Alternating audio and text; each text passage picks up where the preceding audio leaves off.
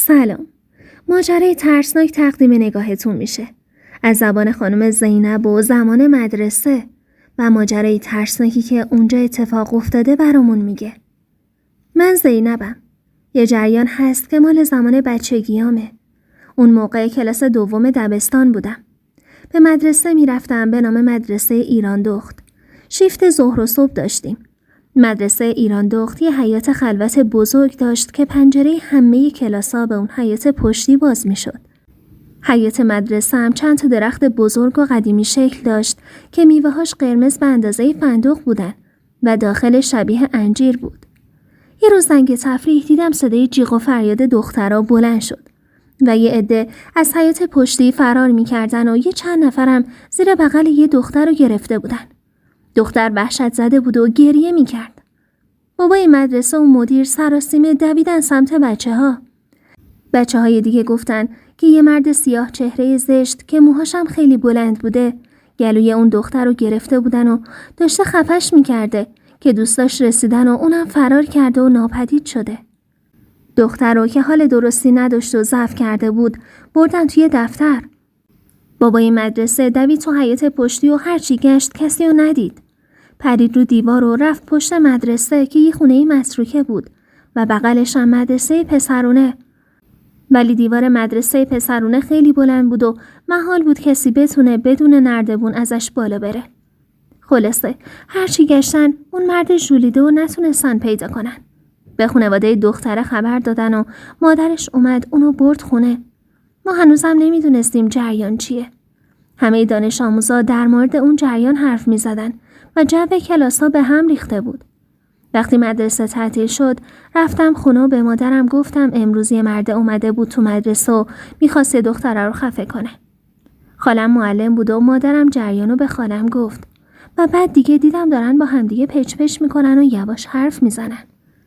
من بی خیال رفتم توی حیاط مشغول بازی با دوستام شدم و اهمیتی ندادم مادر و خالم چی با هم میگن. فردای اون روز که رفتم مدرسه پدر اون دختر اومد و با مدیر بحث میکرد که چرا شما مراقب نیستین، چرا باید کسی وارد مدرسه بشه و به دختر من حمله کنه و شما خبردار نشین. مدیر و ناظمم داشتن توضیح میدادن که وقتی زنگ کلاس شروع میشه ما در رو میبندیم و نمیذاریم شخص غریبه‌ای وارد بشه. ما نمیدونیم چطور تونسته وارد مدرسه بشه و اصلا کی بوده. خلاصه پدر دختر شاکی و عصبانی مدرسه رو ترک کرد. چند روزی گذشت. یه روز دوباره صدای جیغ و فریاد دختره توی حیاط بلند شد و این بار زنگ کلاس بود. ولی بچه‌های کلاسی که ورزش داشتن یکیشون رفته بود به حیاط پشتی که باز همون مردو میبینه که دستشو میگیره و به سمت خودش میکشه و داشته دختره رو به طرف دیوار میبرده که با صدای جیغ و فریادش اونو ول میکنه و بازم ناپدید میشه. همه از کلاس ریختن بیرون و دختر که رنگ به چهره نداشت و نشسته بود روی زمین و گریه میکرد و تماشا میکردن. بازم مدیر و ناظم و بابای مدرسه وجب به وجب حیاط پشتی و گشتن ولی خبری نبود. خلاصه تو طول 1 ماه این مرد زشت و ترسناک چند باری به بچه‌ها حمله کرد و مدیر چند نفر از دخترای کلاس 5 و مأمور گذاشته بود که 2 طرف ورودی به حیاط پشتی باشن و اجازه ندن کسی به حیاط پشتی بره. کلاسایی که درشون به حیاط پشتی باز میشد و قفل کردن و نیمکت‌ها رو آوردن توی سالن و با فاصله از هم 2 تا کلاس جا دادن.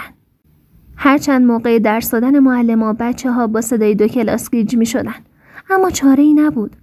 ولی جریان به اینجا تموم نشد. حالا که دیگه کسی به حیاط پشتی نمی‌رفت و مقررات سفت و سخت گذاشته بودند، بچه‌ها اغلب پشت پنجره کلاس‌ها که به حیاط پشتی مشرف بود یه چهره ترسناک می‌دیدن که داره نگاهشون می‌کنه. وسط درس یه دفعه هم وحشت زده می‌شدن و صدای جیغشون بلند می‌شد. من به مادرم گفتم و اونم گفت قبلا این مدرسه شما و مدرسه پسرونه پشتش کلاً قبرستون بوده. بعد که دیگه کسی رو اونجا دفن نکردن قبرستون رو به 2 قسمت کردن و 2 تا مدرسه راهنمایی و دبستان ساختن. مدرسه راهنمایی که پسرونه بود ورودیش توی خیابون پشت بود و مدرسه ها پشت به هم بودن.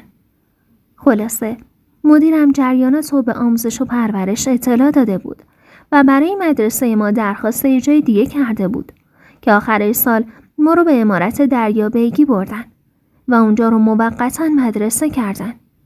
اونجا که رفتیم مدرسه قدیمی ایران دخت خالی بود تا مدت‌ها، ولی میگفتن هنوزم کسایی که از اونجا رد میشن یه مرد سیاه چهره زشت که زیاد شباهتی به انسان نداشت و میبینن. ممنونم که تا آخر داستان با ما همراه بودین. لایک و کامنت فراموش نشه.